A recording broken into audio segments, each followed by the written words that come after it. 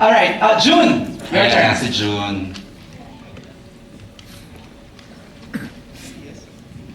Ayan, June, you have your mic na. Alright. Hi, thank you, June. Good afternoon. Siyempre, congratulations, ang bongga.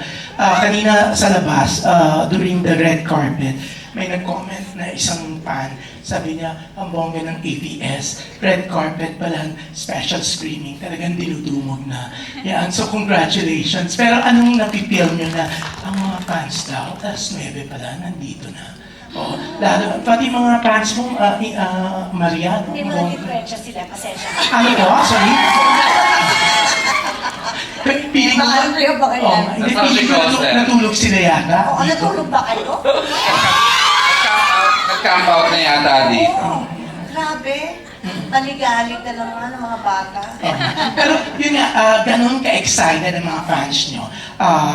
Kayo, gaano yung excitement na eto, sasalang na kayo on August 30 sa Netflix, then you're gonna start sa TV5 at iba't iba pa mga stations sa ABS-CBN platforms on September 2. Yeah. Siyempre, nininervous kami. Fairness, totoo yan. Pero nung nakita namin yung reaction nyo kanina, yung mga fans, yung mga friends, yung mga ganyan, natuwa kami kasi yung pinaghirapan namin, hindi na baliwala. Lalo na yung role ni Jodie dito dahil may mga si Jodie dito, may mga action scenes ang anak ko dito eh. Oo, ang galing-galing niya. Kailangan nyo talagang panoodin. Yan, Julina. Ako, parang minsan namamangha pa rin. Siguro dahil parang first time ulit sa akin yung ganito na sa ibang generation agad. Pero sobra akong, kanina nung nanonood ako, parang bilang mahilig din ako manood ng mga drama series, parang namamangha ako na yung napapanood ko, ka-eksena ko lang kagabi, yung gano'n, yung energy din nila ay, kumbaga, totoo yon na hindi mo mabubuo ang storya nang hindi binibigay ng lahat ng miyembro yung energy nila. So, kung anumang role yan, basta yung energy nandun ka sa moment na yon, maganda lalabas yung storya. Kaya, thankful, excited, at hindi ako makapaniwala na nasa Netflix siya dahil bilang fan din ng mga series ng Netflix, di ba? Lavender Fields nasa Netflix. Kaya, thankful, grateful din. Jodie. Tulad nga ng sinabi ni Inay and ni Ate, na syempre nagpapasalamat tayo, di ba? Kasi parang hindi biro yung pinagdaanan ng lahat habang nag-shoot ng serye. Napakahabang proseso, napakahabang development. Maraming nangyayari na lingid sa kaalaman ng nakararami. So pag nakita mo yung parang finished product, na parang wow, sobrang worth it pala talaga ng mga challenges na pinagdaanan. And parang bigla na lang ma-excite ka na parang ito yung isi-share namin sa audience namin. And sana kung paano kami na-excite, sana yun din yung ma-feel ng audience. Sana ma-move sila, and I just really pray na maka-glean sila ng important life lessons sa ginawa namin. Thank you. Yeah, about you, Echo. Yung mga fans ko kasi mga service crew yun dito sa sa Gateway, kaya maaga talaga sila. So, I can't thank them talaga kasi korsado naman sila pumunta dito. If I have fans here, maraming salamat. If I gain new followers here, you guys didn't make a mistake because I'm here to make you happy and entertain you. We have a really great show and I'm so kilig. I can't stop saying it. So to Joel and to Rondell, I just really want to thank these guys because they really, really, really work hard and they care about us and they listen to us. It's because of them that we have a great show. And then the rest kami na nasa harap ninyo. So it's a shame that you're gonna have to watch it again on a smaller screen. But we're so sure na kapag napanood nyo yun sa Netflix at sa lahat ng paborito nyong mga stasyon, may enjoy nyo pa rin yan. Mag-earphones na lang kayo. Naka-plasma TV naman daw eh. Okay, naka-plasma TV ba? Oo naman. Sana magka-plasma TV din ako. But you guys are amazing. love you for being here. Thank you. Yan, si Janine.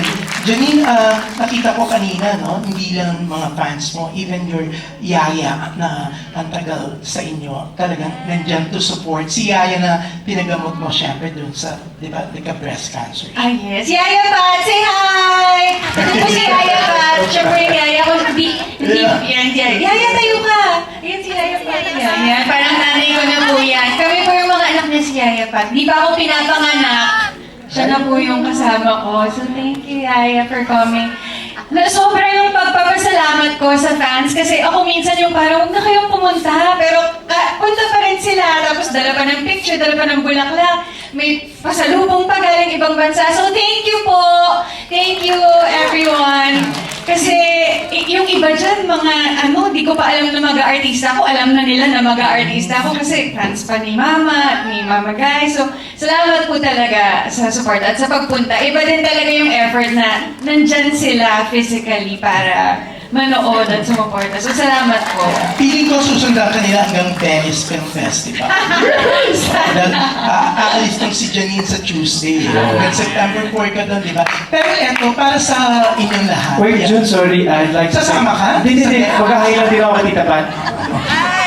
Kala ko i-announce ko na sasama ka o susunod ka sa Si Tita Pat yata naging gaya pa ni Tita Pilita Corrales. Di Mama Guy. Mama Guy. Masyado naman. Hindi totoo ni Mama Guy nga. Alright. Pero eto, para sa inyong lahat, syempre, kitang-kita doon sa teaser nyo, di ba, yung nakamaskara. Kayo ba, syempre sa showbiz, yung iba, maraming nagsasabi na may mga plastic, may mga hindi totoo. Kayo, may mga nakamaskara ba rin yung mga nakakasalamuhan? O anong, paano nyo tinitake yung mga gano'n na... Sino na lang yung gustong sumagot? Not for everyone na lang Sige, huwag. isa na lang June kasi limited yung time. Yeah, so ako na lang sasagot kasi una-unahan lang yan eh. So ako na maunang king plastic. Talaga? May baka maniwala sila? No. Pero, ayan. No. We have this certain, I'll speak for the rest of the gang because it's an uncomfortable question. If you're plastic in front of us, you're not gonna get anything. Because what we'll give you is the truth. And we are very sensitive to people who are not real. Yeah. That's our job, to pretend, okay? So you might as well just be friends with us, make friends with us, be real with us. Because that's what counts. In showbiz, authenticity is what counts. That's the currency. Very well said. Ang galing. Pero gusto ko lang pa si Last na June ko. si Inay Maria. Oh, yeah. Gusto kong mas for sure, alam mo naman sagot niya, di ba? Inay, yung mga nakamaskara, ano mga masasabi mo doon? Kasi ikaw, very di ba? Totoong-totoo. Nakakasama ng loob pag alam mo na patuloy ka niyang kinakausap, nakaplastic ka naman lahat, di ba? Parang gusto mo siyang tadyakan. Gusto mo! Pero wala ka naman natadyakan, ha? Ganun lang nangyari. Sandali lang. Relax lang ako.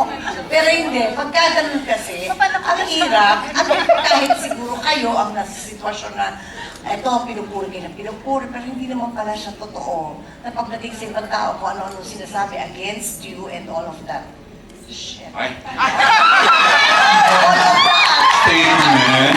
Sensya na po kayo kasi action tayo itong show namin. Hindi kasi dapat gano'n, di ba? Dapat pag nakikipagkapwa-tao ka sa tao.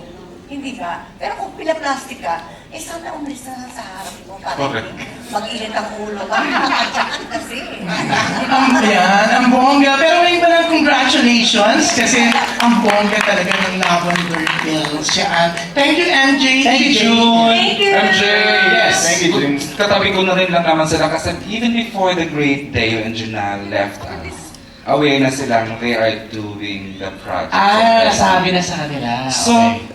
may pressure. Let's start with Direct Jojo. May pressure doing a legacy project ng isang great TV and movie person like Sir Deo. Wala namang pressure, but you have to do your best Kasi to come andyan up siya. with a big project. So, kailangan mong pagbutihin. Tapos nung nawala, bilang pet project niya nga yan, parang we offer him this project sa kanya. Mhm. So, alam naman natin na parang happy siya sa naging sa resulta ng Lavender Fields. So, Sir Deo, we offered this show to you. Another favorite director, in-house director namin sa Dreamscape, Direk Manny. Ikaw hands-on ka, kayo ni Sir Deo, nag-uusap kayo exactly how you wanted things done. Yes, of course I miss his yung guidance niya and his criticism and his comments. Yun ang nakakakaba minsan, especially when you're doing a pilot for a new show. No? Pero at the same time, we are always challenged to come up with something better. Not necessarily bigger, but better every time every time we direct a project. As I said kanina, di ba, ang pinagsimulan niyan yung kanyang hilig sa flower arrangement, sa tapes, at saka yung, di ba Joel, yung may nakalagay doon sa bar niya, who are you when no one's watching, no? Di ba? Anong supong maskara kapag walang nakatingin sa'yo? Yun ang pinagmulan ng gist ng kwento at yun isa sa mga naging premise ng narrative, no? And as Direk Jojo said, we dedicate this project to him. Of course, we miss him dearly as a boss and as a friend. And I hope through this project, we honor his inspired leadership and his genius as a creator. Thank you, Direk Manny. Biggs! Ikaw na, Biggs, ang nakalagay dito. Before si Biggs, Biggs let's was. acknowledge siyempre Mother Vivi Arboledo. Mother Biggs is here? Yeah! Splatak! As early as 9 a.m. nandito na siya. And of course, our bosses. Splatak, Mother Sky Biggs. Manalo Balagtas and Ron Del and Pinindayan. Alright? Hello, Biggs! Ikaw na! Dixie! Hello, congratulations. Where are you? Here in front! Biggs. Hi, Biggs! Hi, Echo. Hi, Popcorn. Ay, lambot. Joke lang. So, ang tanong ko ay para kay Mr. Pogi ng Marikina. Charot lang. So, Wala naman luluma pa sa reference mo na yun. hindi nabasa ko sa Google now. Just now. Pero for Echo, what for you is the best form of revenge? Oh my God. Parang kay Jody dapat yung tanong na yun, ah. But hey, Popcorn. Nice to see you. Gosh. I'm stumped. Bakit nga kay Echo mo natanong, Dixie? Basta. Basta lang. Yeah, sure. I'd like to pass this microphone to to the two girls later. Pero I'm very far from my character talaga. I don't like revenge. I don't take revenge. But siguro kung magre-revenge talaga ako, siguro ngunguyain ko yung tao. Ganun. Tapos magiging dinosaur ako. Tapos apakan ko siya. I'm kidding. I'm just kidding. But I guess the best form of revenge is to not give power to this pain or whatever was negative was inflicted towards you. Don't give it life, give it power, and just use it to become a better person. Or you can be the dinosaur and squish it and bite it. But just please, can Jody answer the question? Yes, please. Kay Joy. Kasi ikaw yung may revenge eh. Tanong natin kay Tita Maria ulit, maninipa na naman dito. Pag si Mama, naku lang. No, I think the best form of revenge. I think just to parang sa akin, just to stay silent when somebody expects you to be enraged. Diba? Huwag mong ibibigay yung gusto nila. Huwag kang lumevel sa kung nasaan sila. Always choose the higher road. Always choose to be the bigger person. Layo kay Jasmine. What about you? What about you, Iris? Hindi, kinuha na natin. In-intercept na natin si Popcorn. Kasama ka ba sa press? Oo, dito pala ako. Ano masasabi? Ako, pareho lang kay Ate Jody. So tingin ko talaga, the best form of revenge is when you don't need revenge anymore. parang okay ka na sa sarili mo, nalampasan mo na kung ano mang kasamaan ang ginawa nila sa'yo at pinagbutihan mo na lang ang sarili mo at mga desisyon mo. Parang hindi mo na sila kailangan lingunin. Parang yun na yung pinaka-best revenge. Yeah. Pero that takes a lot of self-control, maturity, di ba? Hindi yun madali. Bigay nyo na lang yun Medyo sa labi. wish them well. Yes! Prayers. Pero kay Janine, congratulations, ang galing-galing mo bilang kontrabida, nakakagigil ka. Ikaw, salamat sa Diyos. Ikaw ba tumigil ka din sa character mo, watching this kanina?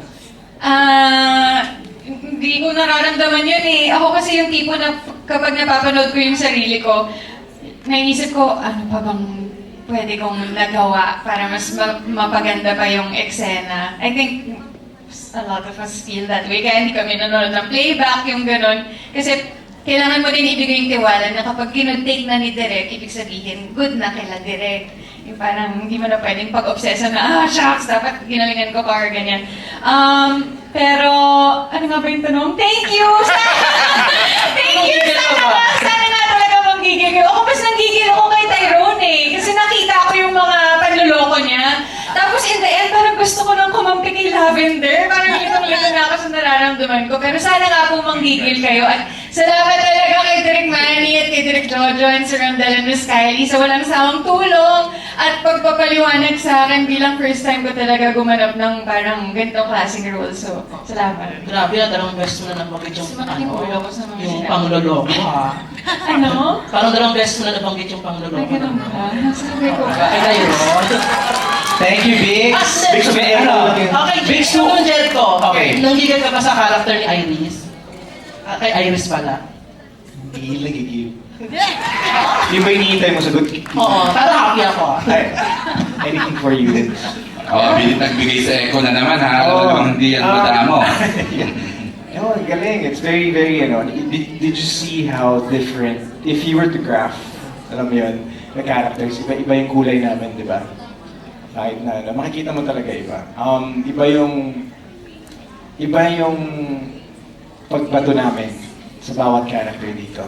Oo. So, enjoy namin talaga lahat. Yes, effective lahat ng actors. I mean, hopefully I was able to contribute also. But yeah, thank you. And congratulations. Thank you, babe. Thank you, Bix. Maraming salamat. I just wanna say hindi ko alam kung may eksena kayo Inay Maria and Jolens in this series, no? Hindi ko alam. Pero it's refreshing lang to see you again kasi parang napanood ko kayo sa Kung Ayaw Mo, Wag Mo, 1998. Grabe, di ba? 16 years ago, grabe. 1998. 26! 26! Oo. Ay, grabe. Huwag na tayo magtinginan. Let's see kung meron. I know, yun ang aalamin natin. Okay.